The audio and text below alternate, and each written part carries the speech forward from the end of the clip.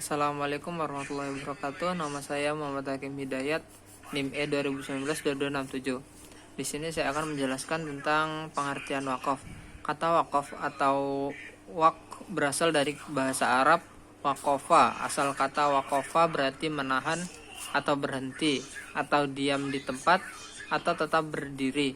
Kata wakofa yakufu wakfan sama artinya habas yahbisu tahbisan. Kata wakaf dari bahasa Arab mengandung beberapa pengertian, artinya menahan harta untuk diwakafkan dan tidak dipindah milikan. Yang selanjutnya adalah rukun dan syarat wakaf.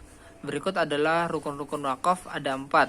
Yang pertama, orang yang berwakaf atau al-wakif. Yang nomor 2, benda yang diwakafkan atau al-mauquf. Yang nomor 3, orang yang menerima manfaat wakaf atau al-mauquf ilaih. Yang terakhir adalah lafadz atau ikrar wakaf atau sigoh. Sekian dari saya. Wassalamualaikum warahmatullahi wabarakatuh. Assalamualaikum warahmatullahi wabarakatuh. Perkenalkan, nama saya Mas Syauki Hafid, NIM E 2019-269. Di sini saya akan melanjutkan presentasi dari yang sebelumnya, yaitu tentang syarat-syarat wakaf. Di sini syarat-syarat wakaf dibagi menjadi 4. Ada 4. Yang pertama, syarat-syarat orang adalah syarat-syarat orang yang berwakaf atau al-wakif. Di sini dijelaskan yaitu ada 4. Yang pertama, orang yang berwakaf ini mestilah memiliki secara penuh harta, artinya dia merdeka untuk mewakafkan harta itu kepada sesiapa yang ia kehendaki. Yang kedua, dia mestilah orang yang berakal dan tak sah wakaf orang yang bodoh untuk orang bodoh atau orang gila atau orang yang sedang mabuk. Dan yang ketiga yaitu dia mestilah baligh, dan itu yang ketiga. Dan yang keempat,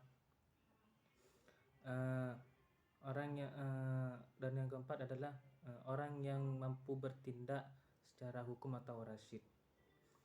Dan yang kedua, syarat harta yang diwakafkan atau mauquf. Harta yang diwakafkan itu tidak sah dipindah milikkan kecuali apabila ia memenuhi beberapa persyaratan dan ditentukan. Pertama, seperti barang yang diwakafkan itu mestilah barang yang berharga. Terus harta yang diwakafkan itu mestilah diketahui kadarnya. Itu yang kedua. Dan yang ketiga, syarat-syarat orang yang menerima manfaat wakaf atau al-mauquf alaih. Dari segi klasifikasinya, orang yang menerima wakaf ini ada 2 macam. Yang pertama, tertentu atau muayyan, dan tidak tertentu, yaitu ghairu muayyan. Yang dimaksud dengan tertentu ialah jelas orang yang menerima wakaf itu dan apakah seorang atau 2 orang atau satu kumpulan yang menerimanya gitu. Dan yang tidak tentu atau ghairu muayyan, itu maksudnya tempat berwakaf itu tidak ditentukan secara terperinci. Umpamanya seseorang untuk orang fakir atau miskin atau tempat ibadah dan lain sebagainya, seperti itu. Dan yang keempat, syarat-syarat sigah berkaitan dengan isi ucapan atau sigah. Perlu ada beberapa syarat yang pertama adalah ucapan itu mestilah mengandung kata-kata yang menunjukkan kekal atau takbid. Terus yang kedua, ucapan itu dapat direalisasikan segera atau tanjis.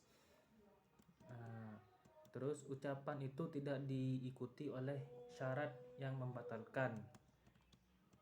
Apabila semua persyaratan di atas dapat terpenuhi, maka penguasaan atas tanah wakaf bagi penerima wakaf dapat dikatakan sah, seperti itu. Terus ada juga macam-macam wakaf. Ada beberapa macam wakaf yang dikenal dalam Islam, yang dibedakan berdasarkan atas beberapa kriteria. Yang pertama, kriteria yang pertama yaitu macam-macam wakaf berdasarkan tujuannya.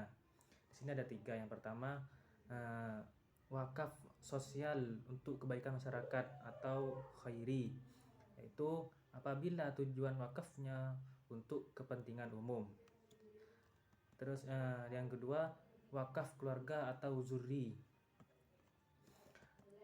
yaitu apabila tujuan wakaf untuk memberikan manfaat pada wakif atau keluarganya atau keturunannya dan orang-orang tertentu tanpa melihat apakah kaya atau miskin, seperti itu, tua atau muda.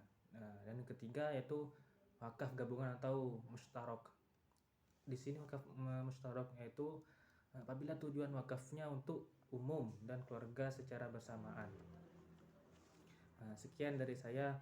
Kurangnya mohon maaf. Assalamualaikum warahmatullahi wabarakatuh. Assalamualaikum warahmatullahi wabarakatuh. Nama saya Sarul Gunawan, NIM E2019-2268. Di sini saya akan mempresentasikan materi dari kelompok 6.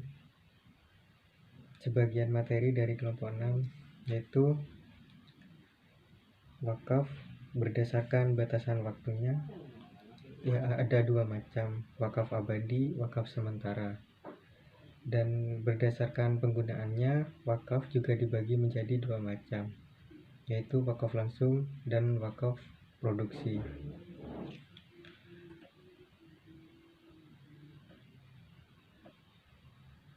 Menurut Ahmad Asyar-Bashir, wakaf terbagi menjadi dua macam, yaitu wakaf ahli dan wakaf umum. Wakaf ahli yaitu wakaf keluarga, merupakan wakaf yang ditujukan kepada orang-orang tertentu sesuai buku-buku untuk anak-anaknya yang mampu mempergunakannya. Dan untuk wakaf umum merupakan wakaf yang semula ditujukan untuk kepentingan umum, tidak dikhususkan untuk orang tertentu. Wakaf umum ini sejalan dengan amalan wakaf yang menyatakan bahwa pahalanya akan terus mengalir sampai wakif tersebut telah meninggal, apabila harta wakaf masih tetap dapat diambil manfaatnya, sehingga wakaf ini dapat dinikmati oleh masyarakat secara luas dan merupakan sarana untuk menyelenggarakan kesejahteraan masyarakat. Cukup sekian dari saya, kurang lebihnya mohon maaf. Assalamualaikum warahmatullahi wabarakatuh.